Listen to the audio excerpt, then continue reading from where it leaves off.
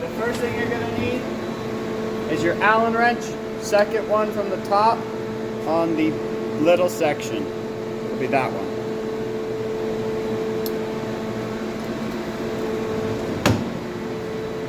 Then you flip up this and undo these 4 screws.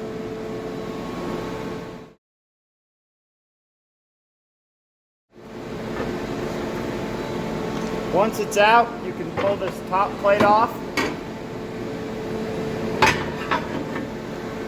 and set it aside. Then do the same to the other side.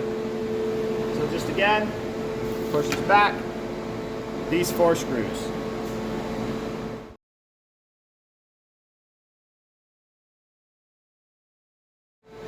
You have to take this top screw off and then do the same on the other side. And then you can lift this off.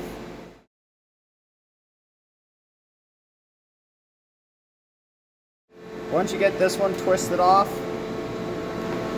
you can come to the front here, lift and pull back. And then this will come off.